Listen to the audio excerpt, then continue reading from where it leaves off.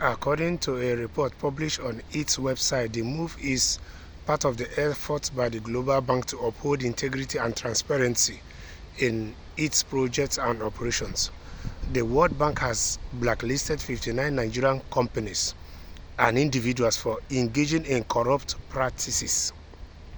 According to a report published on its website, the move is part of the efforts by the Global Bank to uphold integrity and transparency in its projects.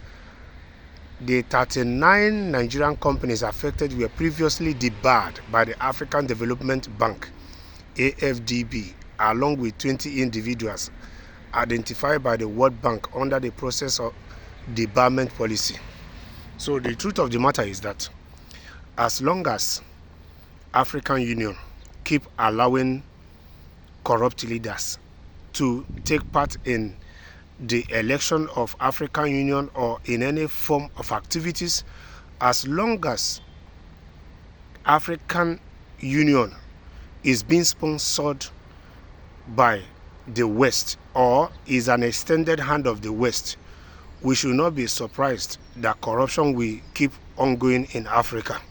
And as long as corruption keep eating deeper into African system or into African political arena, true development can never take place in Africa. Africa can never attain that its full potential, be it in local or international stage. Because the truth of the matter is that as long as African Union itself does not generate the money it using running its affairs, is not totally independent, yes, corrupt leaders and corruption will keep on being the order of the day in Africa. Yes, it's not just for World Bank to take such stance. It does not change anything. We all know that corruption is a global disease, but the truth of the matter is that the corruption that happens in the West, they do it under the table, while our leaders do it openly with impunity. That is to say, they don't care. They do it knowing that nobody will hold them accountable, nothing will happen. And the truth of the matter is that the leaders of the Western countries or the leaders in the West, they enjoy having corrupt leaders controlling the affairs in Africa because they have something they can use in blackmailing these leaders.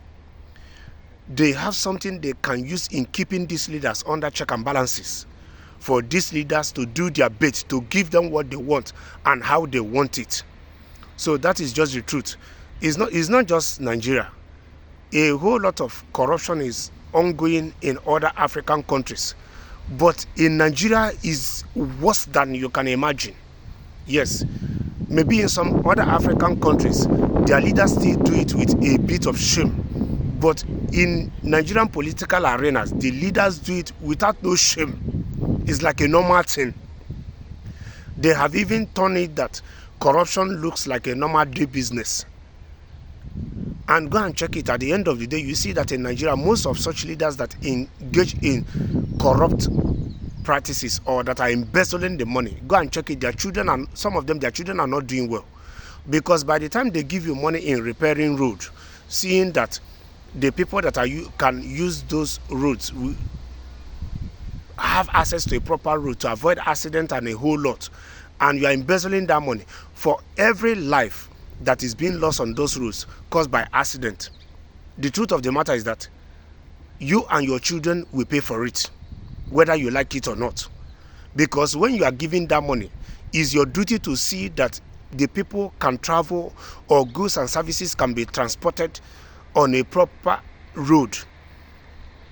And by not carrying out such projects, you are equally denying or hindering or causing people that are doing businesses to encounter shortages. You are causing them to pay more, and at the end of the day, when they are paying more to bring in their goods, the average masses are equally suffering out of it because those goods will be expensive. And for every life that is being lost on that road, it's like ritual. You and your family will pay for it.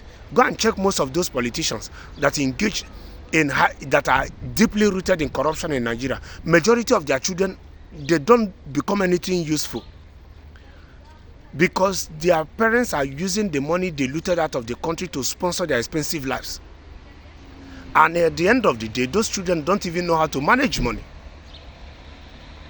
That is why you see that most of them, when they die, those wealth they accumulated, is just a matter of time. Their children will waste all of them. Because in the process they were accumulating this money, they never taught their children the principle of managing money. Their children had money at large to waste at all time, and the money won't keep on going like that as long as their parents are no longer in politics or are no longer alive to keep those monies coming in.